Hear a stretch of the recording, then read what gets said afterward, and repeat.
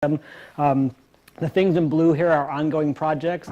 So I currently have a student working on a tool to look at individual exams and put them in terms of Bloom's taxonomy. So when we want to look for things like higher order learning gains, we have a protocol to be able to specifically code them with some chemistry specific context right onto Bloom, so we can see are our students actually gaining those higher order skills.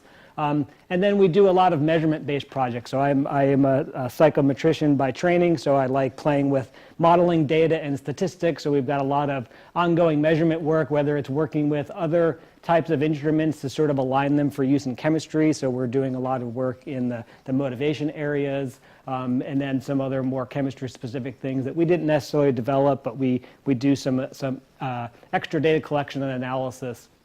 And then we have a variety of classroom practice-based projects. So every one of these are blue. These are all ongoing projects. I have a fairly decent-sized graduate student population and a postdoc, so these are all projects that they take on. I do a lot of managing of things these days, and traveling. I enjoy the traveling piece of my job. So we're going to hear a little bit about sort of how we're looking at the flipped learning environment through a motivational lens today.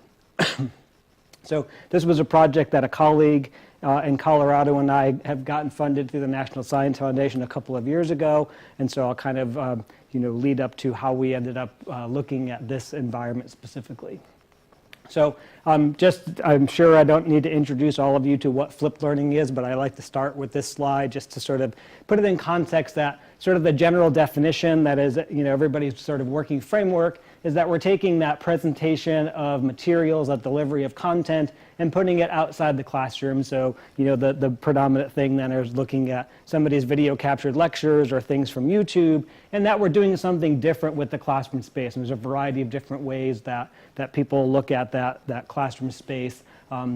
Specifically looking at sort of the dynamic, interactive nature of that, and that's where we should be able to pull in some of these higher order learning skills and help our students become better problem solvers.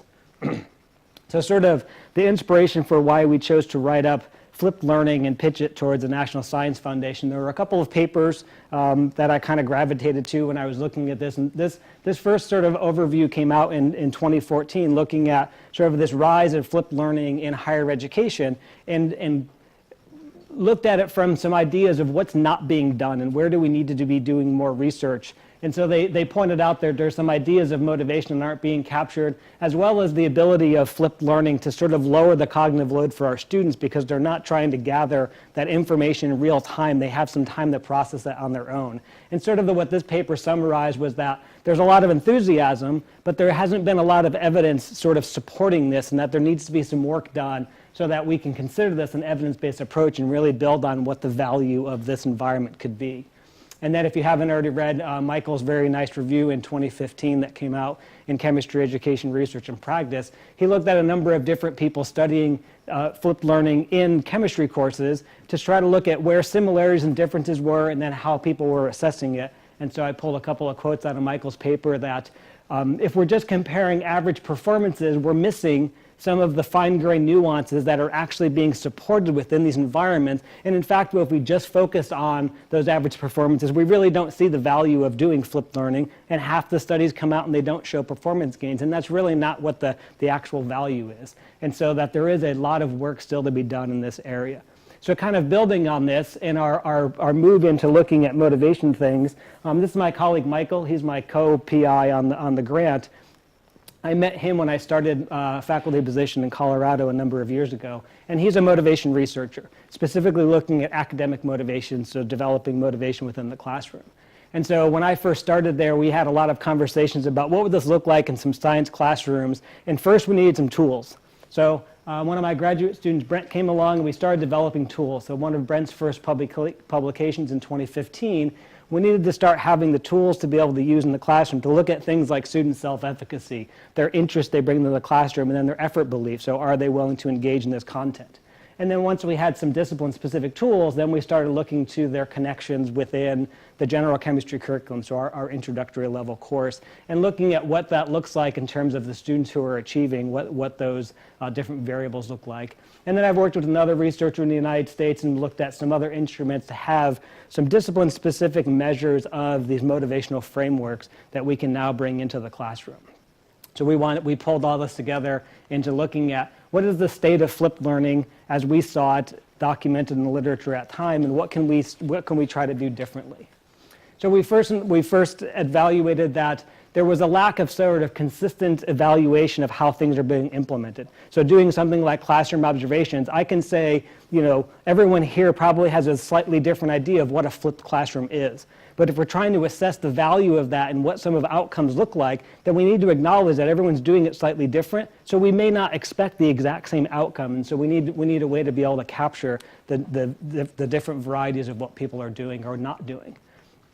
And then there is certainly little focus on sort of the affective and the motivational components that in some of the early literature is a lot about those, do students even like this? Or if we're really changing the game on them, we need to at least acknowledge that plays a lot into them being able to engage. But we need to now start going beyond that, and what are some of the things that are really connected to academic performance and learning within the classroom. And then going back to this idea of if our content assessments aren't aligned with the benefits of the practice, then we're never going to show that there are positive outcomes. We're always going to have sort of that net neutral of, I don't see a performance difference because I'm really not engaging my students in the assessment piece of where they're actually learning. So being able to bring in that idea of higher order skill development, and sort of this is where that one graduate student's project of mapping things onto Bloom's taxonomy is going to become very important for looking at outcomes towards the end of this project.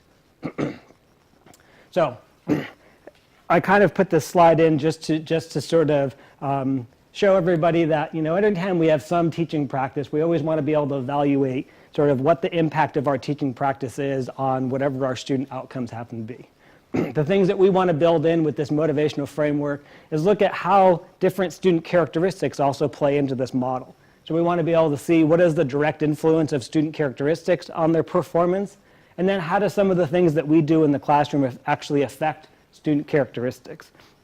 And so if we want to set up some very simple model like this, then we need to be able to define what do we mean by all those little boxes that we want to see these interactions with. So within this project, we'll kind of go through these one by one. We want to be able to set up what are we considering student outcomes, because we may vary in what we consider the possible student outcomes to look at. And of course, we always have to look at their grades in the course. That is the tangible thing that our students find valuable for the most part. And so we look at that in terms of a continuous nature.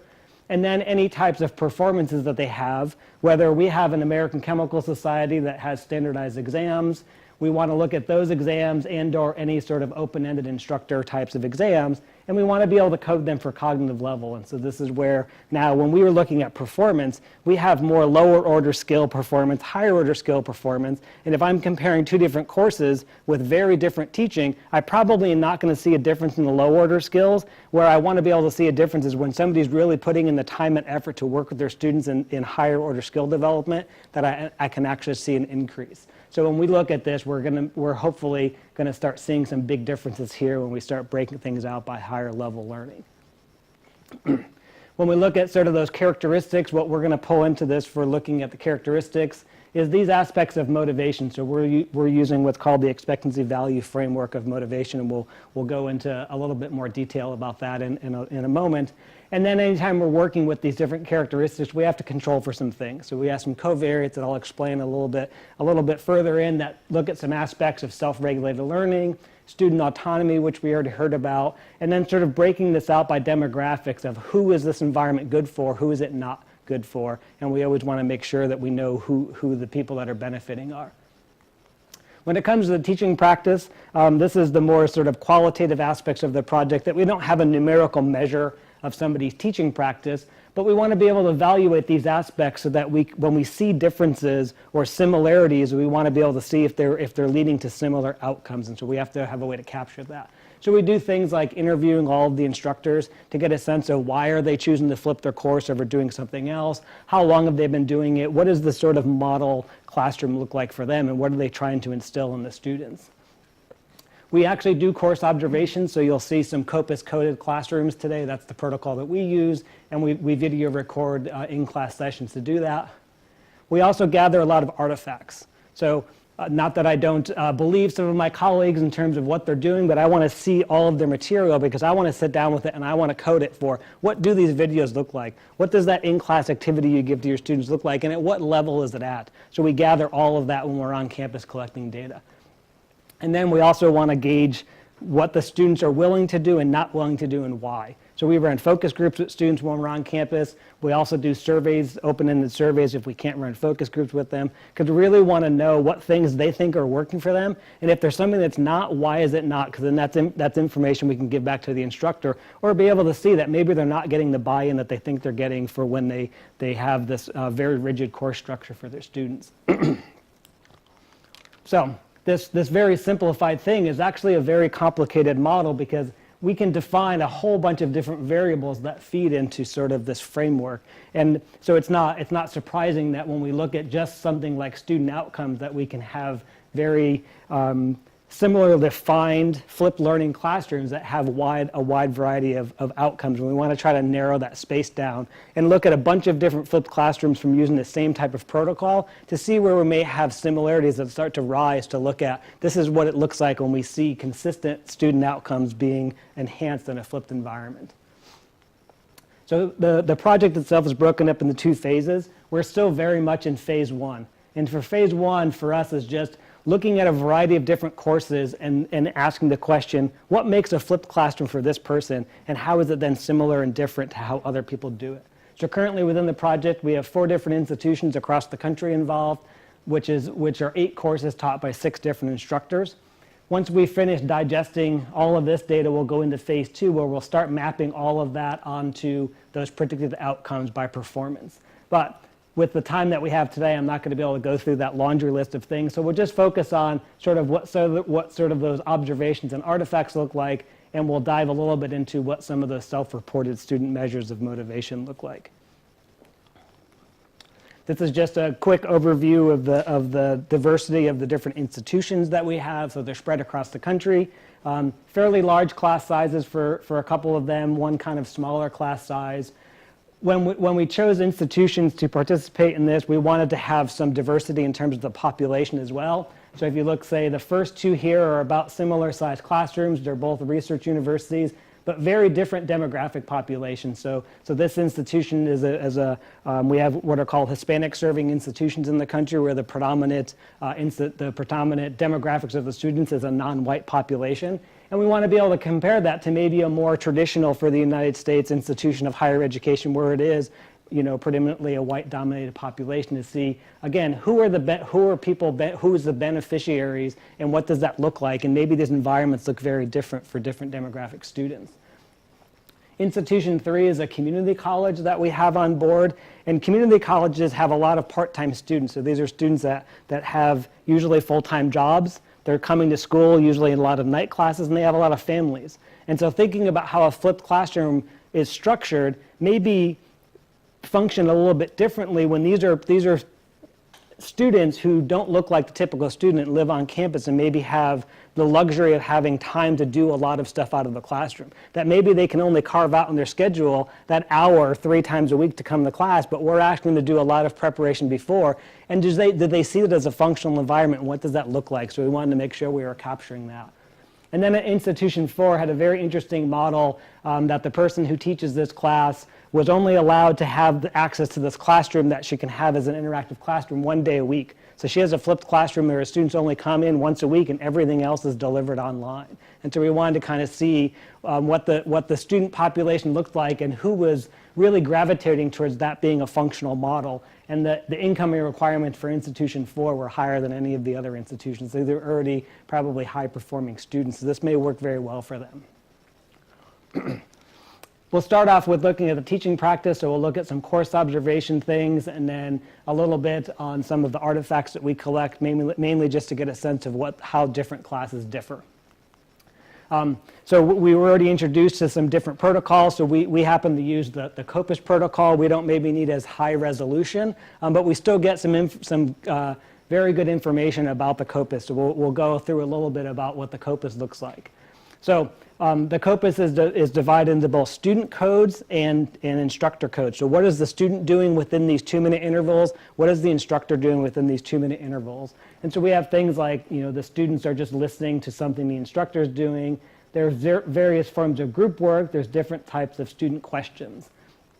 On the instructor side, the instructor is doing some sort of presenting of material, whether that's lecturing, doing some real-time writing, or some demos.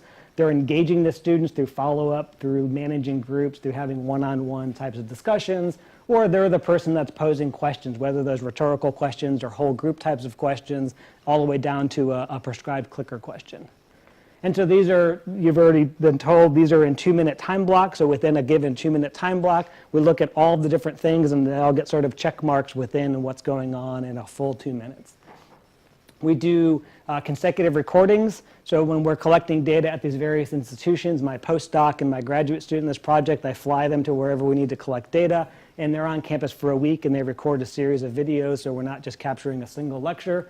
And then we look at inter-rater reliability again above that 90% mark so that we know that we're getting out consistent results from the protocol itself. And then we actually turn these into timelines. So you saw a couple of pie charts of processing the data. The original COPUS data is all in that pie chart form. We put them in the timelines because it allows me then to see from the beginning of class to the end of class, what does the structure of the class look like, as opposed to just looking at the percentage, the majority of what's going on in over the whole time. So we'll look at 2 samples, and I always start with sort of looking at just what the day-to-day for an individual course is. So this happens to be from Institution 1. The out-of-class requirements for this class, this instructor just culls together some YouTube videos. This instructor does not make their own videos. They feel like there's enough content out there for the students that they find ones that are representative and assign those to the students to watch. They give them assigned reading, and then they have a content quiz that they need to finish before they come to class every Monday, Wednesday, and Friday. So that's sort of that gatekeeper of are the students actually engaging with this material. And then they come to class and they work on a workbook. And so their instructor has developed a workbook that all the students come to class. It's a spiral-bound workbook that was made for them. And these activities that are within this workbook, when we start to look at these, they're given some sort of a model. Usually these are figures right out of their textbook that set up some data from there, or some data for them, or some sort of a picture. And there's a lot of explanatory text within the workbook. And the types of questions that are posed within this workbook are mainly at the understand level, which is level 2 on Bloom's taxonomy. So the workbook itself and the materials that are doing this group environment are not, by definition, higher order types of questions. And the way the instructor delivers them in this flipped classroom is these are put under the doc cam, and the instructor works through them with whole class questioning. So if they're working on something about periodic trends, she'll pose a question about one of the periodic trends, and the students will give some feedback, and she'll write that down in the workbook, and the students follow right along and they write that down. They do a little bit of group work. We didn't monitor anything that was over about 5 minutes in terms of group work. What that looks like when we look at the COPUS protocol, so what you'll see when I start to fill this in, so the black line in the middle is that full timeline, so this is the 70-minute class. The student codes are on the top, and the instructor codes are on the bottom of that black line. So over the 70 minutes in this flipped classroom, the students are listening at almost every time block except for the first 2 minutes. They're doing some sort of listening. They're spending a lot of time answering those whole class questions. So, what is the periodic trend when we move in this direction along the periodic table? Those types of questions. And very little time do they spend actually doing any group work that would actually have them engaging with the materials and maybe discussing with their peers in terms of learning. When we look at what the instructor is doing, there is a lot going on in the class that the instructor is doing. Now, keeping in mind, this is also a 200-person class, and there's more than just the primary instructor. There's also learning assistants. So the primary instructor are these blocks here that they're lecturing, they're doing some real-time writing, and they're doing some follow-up on questions that they're getting back from the whole class. They're also the person posing the questions, whether they're whole class questions or whether they're clicker questions. And then the graduate students who are milling around, they're doing the one-on-one interactions. They're going around and guiding along with the groups. So a lot of things going on within this classroom that maybe we wouldn't expect in a flipped classroom where we're trying to really actively engage the students in that in-class environment. When we look and contrast this now to a different institution, and we start to look at the structure, the general structure looks the same. This instructor makes their own videos. They post them. They also have a video quiz they take every night before they come to class on a Monday, Wednesday, Friday basis. These students get a worksheet. They come in the class, they grab a worksheet, and they go right to work. They find their group, and they start working on these problems. These problems that the students are given have little to no guiding information. The questions that are built around what these students have to now engage with their group are a mix of understanding types of questions, apply types of questions, and as they get towards the end of the worksheet, there are actually some level 4 analyze types of questions. So a very different looking in-class environment than what we saw in the first institution, which may change then when we start to look at what these students are doing to prepare for that in-class environment versus what the other students are going to do when they prepare for that in-class environment because of what that in-class environment, how it's structured. So these students are predominantly working in groups. They can ask questions to facilitators when they're needed. There's not people walking around and constantly engaging them. Most of the time they're going to be working in their groups. And then the instructor does a brief wrap-up at the end. They'll stop the class towards the end, and then they look at the big picture ideas of, okay, what did this worksheet cover? Where do we want to make sure that everyone's on the same page?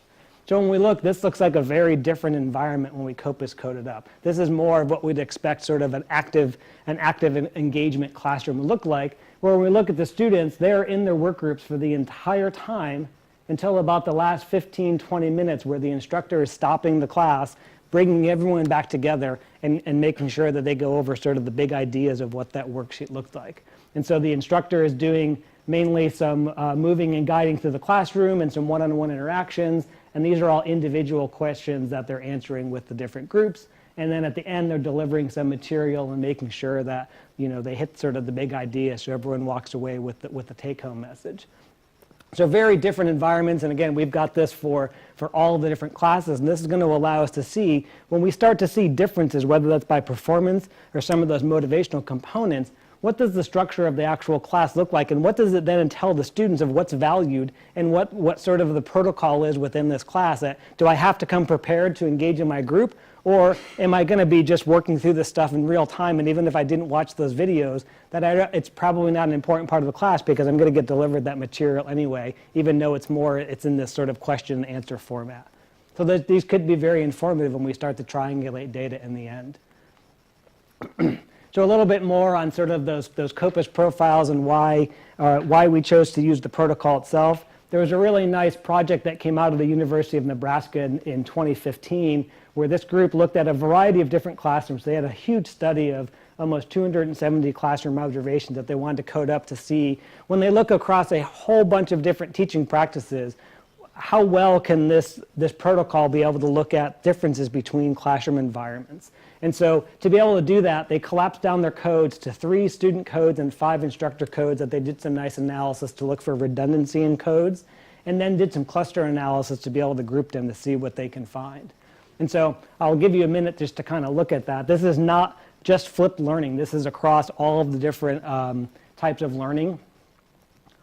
And then looking at the different codes, you can start to see sort of trends in the codes that they broke into sort of predominant lecture, some Socratic methods, the starting of peer instruction, and then all the way down here to looking at group work and kind of what that looks like if you follow the color codes for where the groupings go.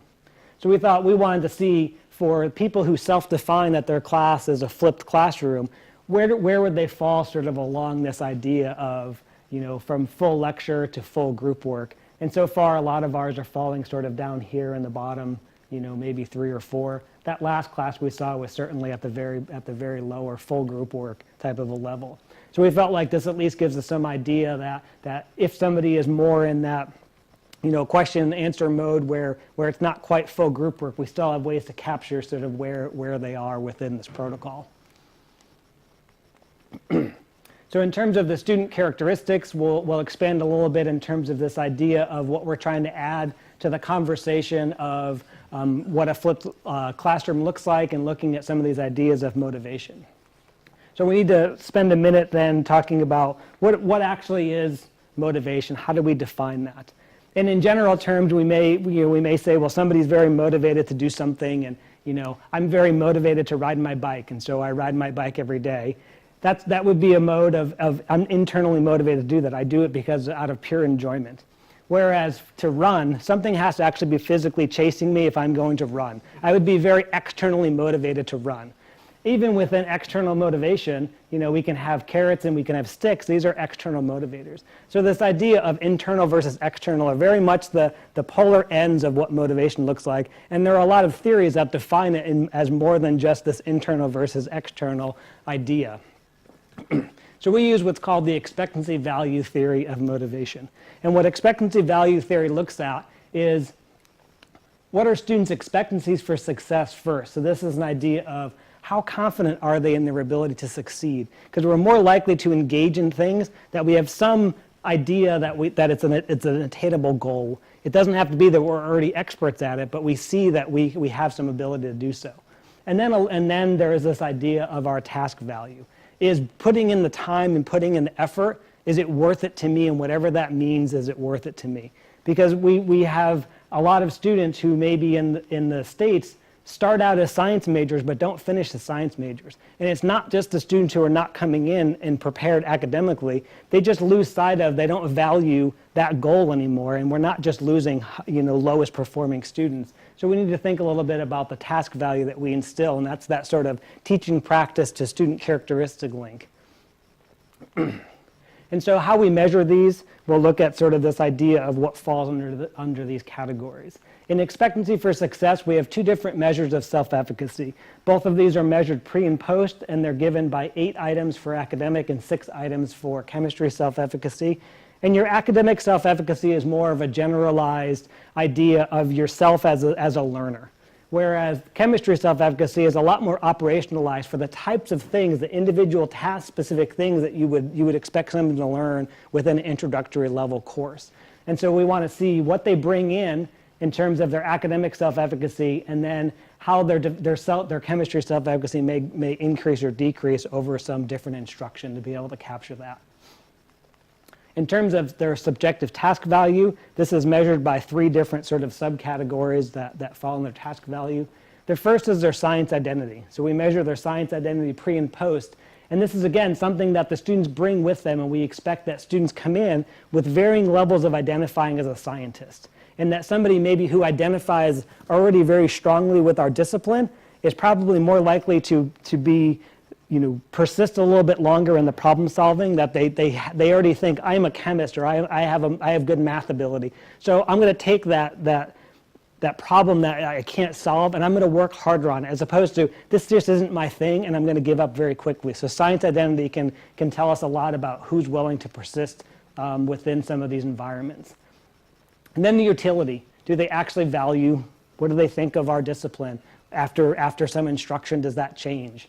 So I've tried to pull some relevant questions out of the bank.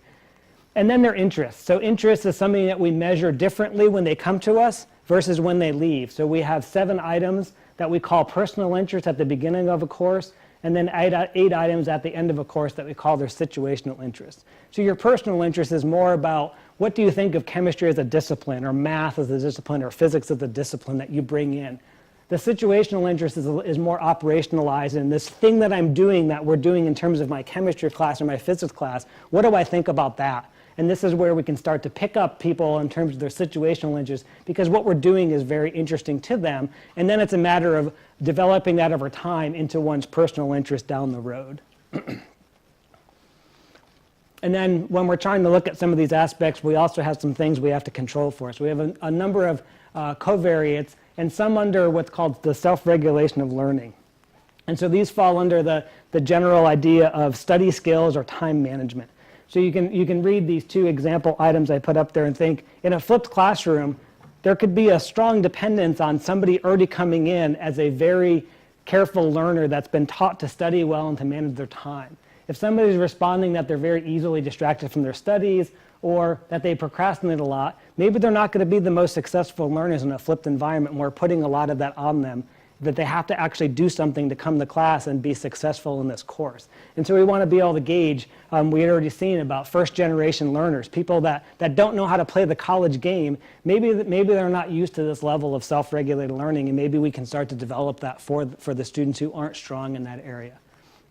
And then the idea of that student ownership. And so the autonomous nature of the classroom gets at that. Are students now taking some ownership of their learning and being able to respond to questions at the end of a course about that they were encouraged to ask questions throughout the course, or that they have some choice or options in the learning environment. It's not just, I'm going to come and this person's going to talk at me and that's what learning is, not that I can do it on my own and that I have some autonomy in my own learning. And so we want to be able to control for some of these when we see similarities and differences with populations. So we're not quite at the point where we're actually modeling any of this data, but so I sort of put this up there as an idea of what types of connections we look for in this information. So we have our two measures of expectancy here, those different value measures, and then within the mathematical models we build in our covariates, and we're ultimately going to map things onto what that student performance or those student outcomes are. So we have some prior studies that show us the direct links between the interest, that one's situational interest, what they develop over time in a course, is directly linked to their outcome performance within a course, and what the influence of one's personal interest is on the situational interest that they develop over time. We also have some prior data on the connection between students' chemistry self-efficacy and how that maps onto their performance outcomes, and then the role of one's personal interest in terms of that development of chemistry self-efficacy. So we have those documented from prior studies when we were developing some of these tools. We want to start to try to understand this idea of the bigger picture academic self-efficacy and what students bring in just as a learner and how that may directly map in their performance then in a science class. And then this idea of utility, so what they think about our discipline when and how that changes over time. What is the direct map between the utility and their performance in a chemistry setting, as well as how that may lead to the development of the situational interest component, which we already know is strongly linked to performance. And then what that role in this whole model of their science identity is. So how their science identity may influence their personal interest, as well as what they see valuable in terms of the utility of the discipline itself. So we'll sort of comb through the motivational literature for any work that's already been done, whether it's been in the sciences or in other areas, and try to come up with the variety of different models we would test when we get to this point and be able to see what are the things that explain the most variance when we look at this in a flipped classroom, and how do flipped classrooms look similar or different from one another when we see very different structures within the learning environment. So I did want to show you some of data from these self-report measures, and sort of some things that we can start to look at before we can actually even model the data. Is some of the institutions, do we see a difference in who enrolls in a flipped class? So the way we advertise them in our syllabi, the students know what the basic structure of the class is before they enroll. And so whether it's a flipped or non-flipped. So we want to make sure that we know whether there's some self-selection into these flipped classroom environments. So when we look at sort of the self-efficacy pieces, we don't see any statistical difference here between the students who are enrolling in a flipped versus a non-flipped course in terms of their incoming self-efficacy, whether that's academic or chemistry self-efficacy. When we look at those ideas of their science identity, utility, or their personal interest, we still don't see any statistical difference, which is good. And we only start to see a little bit here in one of the institutions where we look at that one study skills or concentration or attention, that there's a slightly significant difference for the students who are not enrolling in the flipped class. So if we were going to compare these two courses from this institution, we would have to control for the fact that we have some students that are coming in with a slightly higher the concentration and attendance measure, so that we can look at any changes over time. We do have some things that we're collecting both pre and post. We don't collect all this data pre and post, so we can start to look for any one individual thing, what that looks like and how does that develop over a 16-week semester for these two institutions. When we look here at those academic self-efficacy pieces, the things in red are bad, the things in green are good. That's really all you need to know about statistics, is red is bad, green is good. And over the course of going from pre to post, we see that in both institutions here, their academic self-efficacy goes down. And I'll tell you why I don't think that's a huge problem, even though it's statistically significant here in a moment. We do see at least that their chemistry self-efficacy goes up, and it goes up to a statistically significant degree, because these are the things that we're actually targeting that hopefully they're getting out. If we're structuring some of these problems and they're actually gaining a skill set, that we see that they're growing in their confidence. why I sort of discount this comes from some other studies we're working on, is we think this is a calibration thing. So these are first semester college students taking chemistry. They're coming at us from grade school, they're coming at us from high school, where they're taking this chemistry course, whether they're a chemistry or biology major, and their expectations are different.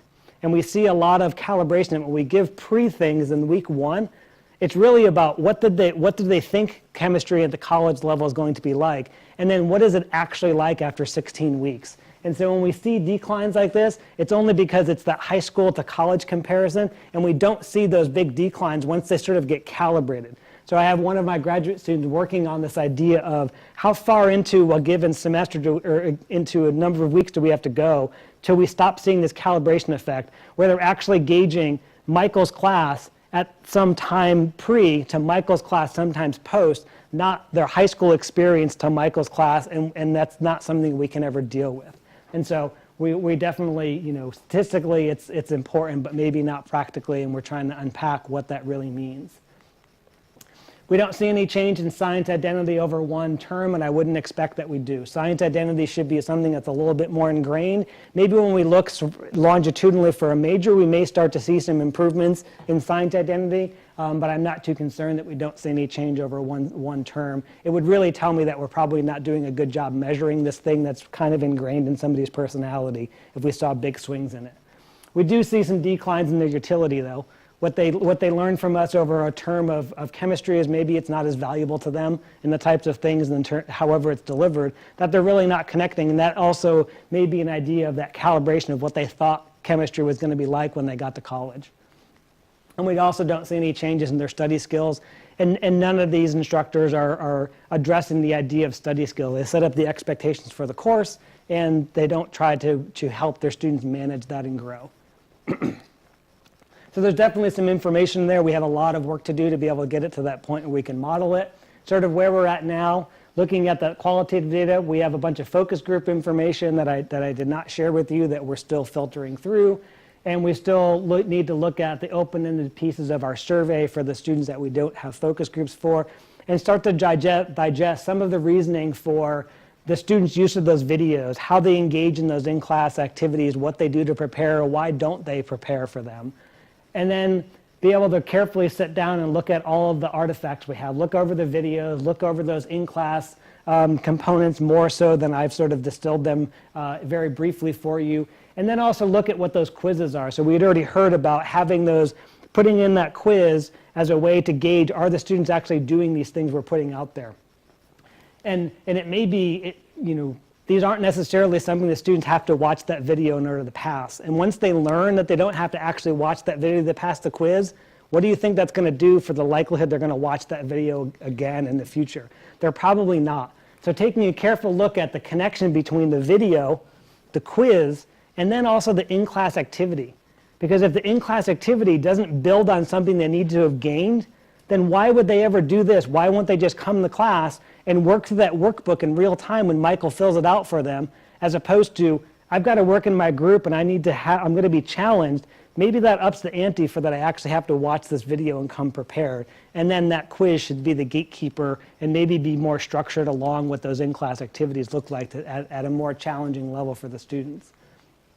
And then in terms of our quantitative data, we still need to be able to pull all that into our models of motivation and then be able to now triangulate any similarities or differences we see when we look at some of that COPUS data, when we look at our focus groups for why we may be seeing similar performances in different courses, or where we see very disparate outcomes looking at what the students are doing or not doing within those environments. And so we're working on getting that blooming chemistry tool finished up so we can start looking at individuals' assessment data, and then being able to conduct those phase 2 studies, and then tapping into all of the demographics we have, and then being able to see within these models who are really the people who are benefiting from these environments and who could we be doing a better job addressing. So with that, I will leave you a nice overview of, this is Portland, Oregon. If you've never been to the States, this is Mount Hood. Looking at the picture, the ocean is about an hour behind you. That's about an hour in front of you, so we're kind of nicely situated between the mountains and the ocean. And if you've never been to the northwest of America, it's a very beautiful place. So I will take any questions you might have. Thank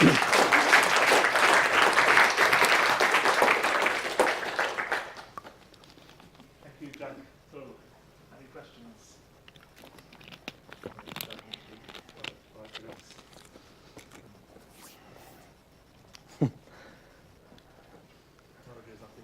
The technologically challenged smart classroom. Thank you very much. I can ask you a million questions, but I will restrain myself. Can you say a bit more about the artifacts? I'm really interested. That's a sort of underexplored area. So is there any pre-existing coding protocol for that? Or? No, it's something that we're still working on. How are we going to digest all of this information? We didn't want to come in with something pre-existing because everyone's doing something slightly different. And so we want to just be able to first collect everything somebody would be willing to give us, so that then when we can sit down and start to look at any one individuals, but then have to look across different classrooms, I don't know what we're going to end up with for evaluating how your videos may look different from somebody else's videos. So we'll kind of open code all of them and see what's there, and then maybe start to build sort of a protocol out of how we're going to catalog the videos themselves.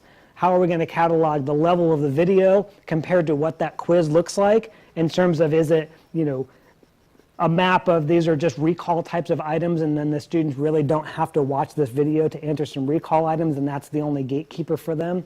The more important thing for me is then, how is somebody using that in-class environment? And does the material that they're asked to review prior really set them up to be successful for it? Or is it just this ancillary thing that they expect that we're going to post this video online, but then when nobody watches it, that we're surprised that nobody watches it? Or everybody watches it, but it's really not connected to what they're really being challenged with and how they're going to build on that. So it'll be interesting to see what that connection comes out to be. Absolutely. I mean, it's something we know virtually nothing about. Yeah. It's potentially so important. Yeah, that's why we have such a huge qualitative aspect. And I think that was what the qualitative aspect and the focusing on the motivational aspects is what made it the fundable project, to the National Science Foundation, that we were trying to do that across more than just sort of my classroom or somebody else's individual classroom, and trying to come up with a little bit more definition and resolution on what the variety looks like within these environments. That piece where you're talking about the video to quiz to in-class, in other words, whether students are going to engage or not, what about the other end? In other words, is engaging in this material going to be reflected in how well you do in your assessment? That we're hoping to see, but we may not have a good enough way yet to gauge what the level of engagement of the students is. Like, we can ask students, have you watched the video, or we can see if they've clicked on it, but that doesn't tell us then about how they're watching it and whether it was actually a meaningful experience for them. And so that was one of the challenges that we actually saw within the first year of data collection that we want to try to address, but maybe out of the context of this is already a pretty big project with a lot of moving pieces. And actually, Michael, my co-PI, we've already been talking about what would a follow-up project look like, where we can actually look at the level of student engagement, especially on the things that we can't see within the in-class environment. The document to utility, or is that? We may start to see some connection between sort of the utility and whether they're willing to go through all of those steps, but we haven't gotten to the point where we can start to correlate that yet. Do you give an idea to the students of your expectation of how much time they're expected to spend prior to the class? That's an interesting, so me personally, yes, but none of these are my classroom. That is definitely something that we have started to see within the focus groups of how informed the students are of what their expectations are in this learning environment. And the students who are more willing to come to class prepared, thoughtfully watch the videos, are the ones that have a good understanding of what this learning environment looks like. If somebody comes into the classroom and it's whatever it happens to be, flipped classroom or not, and it's just go, the students don't know what game you're asking them to play. So so I think we're going to see a big difference in the student engagement versus how well they're instructed over why you chose to do this and this other person chose to do this. So for say a 50-minute class, would you say the equivalent amount of time in preparation, or rather less or rather more?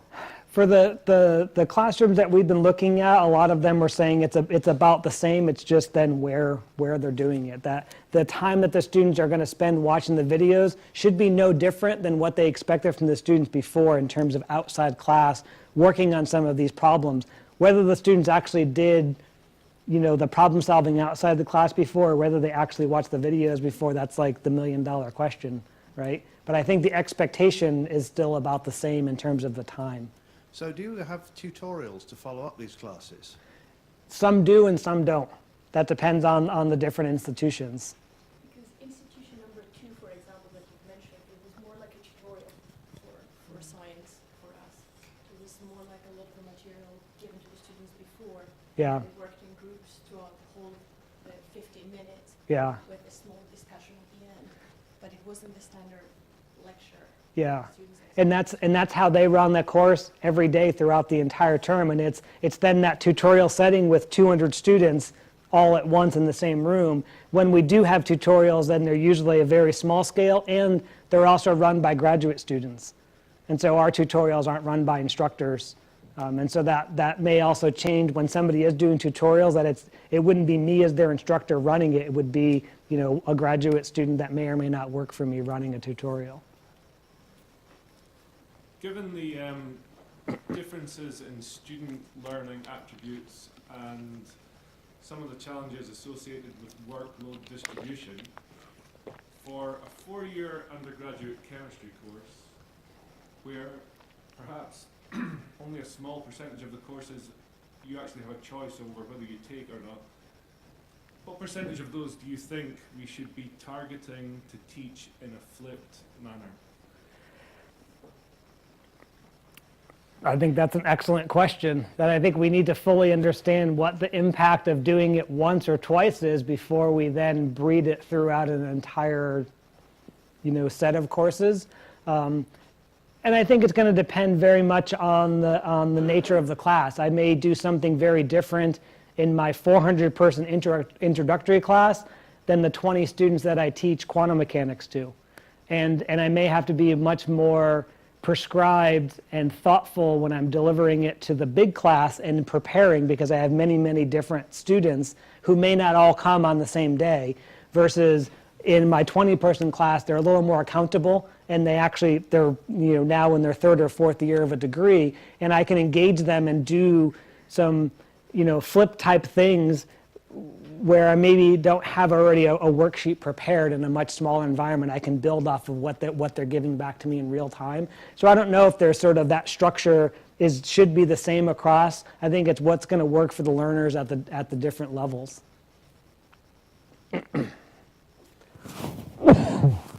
Yeah, can I ask, in terms of preparation videos, do you think there's evidence that homemade videos are more useful than no one fished from the internet? I'm asking because I'm partly lazy and partly overworked. So just the idea of being able to fish things that are already done is a bit less daunting if I want to flip my castle. So this is still some of that information that I know in my head from the focus groups, but we don't have sort of cataloged yet. It's about 50-50. I would say the students enjoy and think that they value the videos more if it's you, because then they look at it and say, this person spent the time to put together this 8-minute thing or this 15-minute thing, and this is aligned with my course. As opposed to, even though for us it could be exactly the same, that I found this video on YouTube or on Khan Academy and I gave it to the students, they may discount that more because it's not their instructor. At one of those institutions, there's actually 3 different courses we're looking at, and only one instructor made all the videos because they had sort of teaching release to prepare this. And we even get difference in the students when it was for their institution, but there's a different person standing in front of the classroom, and it's the same video that all of the students are watching. And so that is sort of a level of buy-in, but I think if you spend the time to make the case and set up the environment and say, I've looked at all the videos that are out there, and I've chosen these few examples because this probably does a better job than the amount of time I'm going to be able to spend and maybe make that case, and you may not see any differences, but I think it's making that case to your students about why did you choose this one versus making it, and I don't think it'll be a problem then. And a side question, sorry, could I? More for university and Edinburgh people. Are we allowed to do this? What's the ethos of using videos that we fish online and just post them on Learn or something?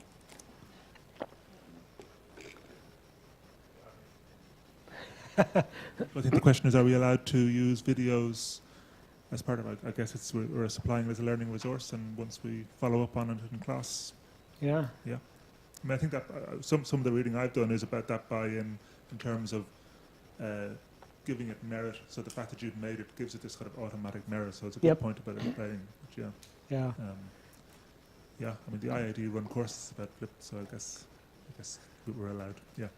It's effectively just a learning resource that we're pointing to. Yeah. And I think you can ask the two morning speakers as well whether you had an answer to Colin's question about if you could wave a magic wand and say how much flip do you think a course should have. I'll let you ponder that. Thanks for the contribution. It's really interesting to see real research being done on this topic, and understand that most of us is interested in flipping the classroom, but maybe trying to implement ideas and things into our everyday life. Now, from the point of view of perception, what I was very interested to see one of the data that you had there, the high research institution, which I suppose is also highly ranked worldwide in terms of education as well, where top students would like to go, right? That institution had, you surveyed 250 courses total, and only 50 were having, if I remember the numbers correctly, only 50 around were on a flipped classroom approach. While on a college university, which I suppose is for students which are less ambitious, let's say, they had over half of the courses structured in a flipped classroom way. So I wonder, and there was also another, these links to the comment that was made earlier on the students expect to have a lecture done in a specific format. And then the students see that the format is completely different to what they were expecting. So it's a perception thing, it's very strong. yeah.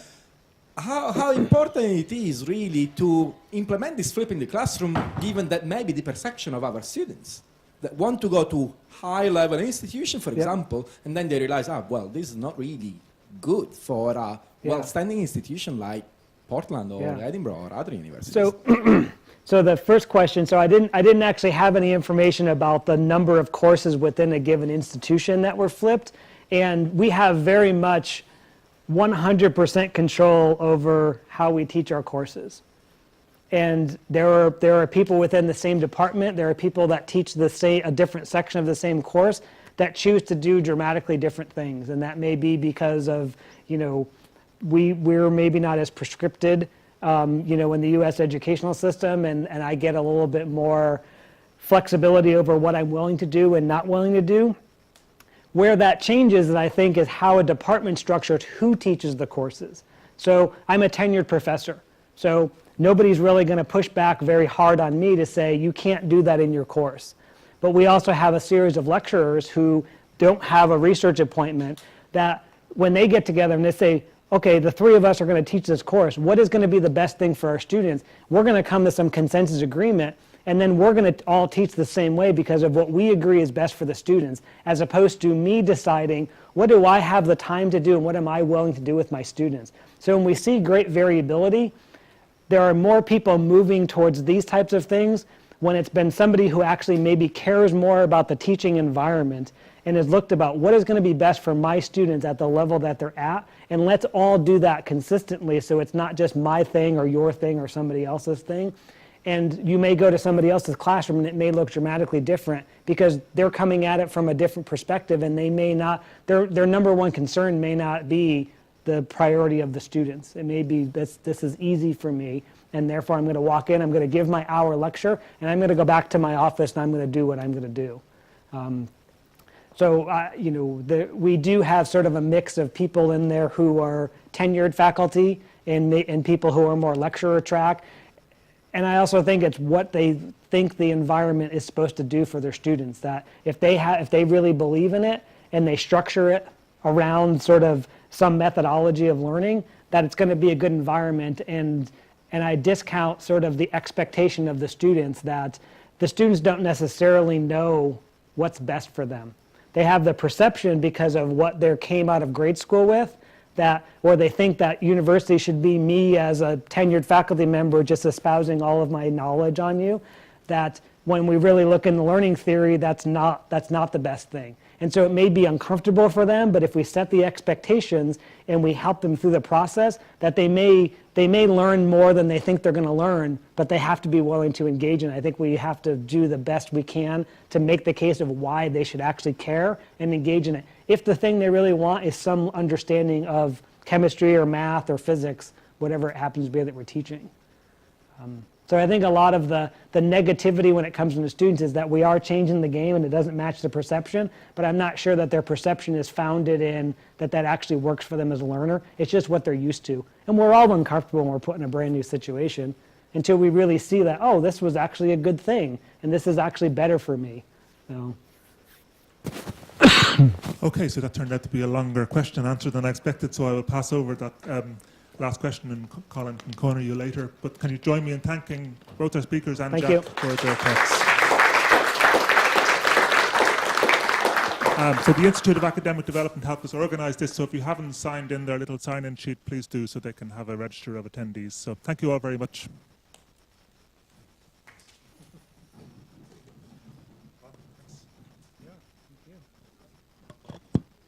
A lot of that.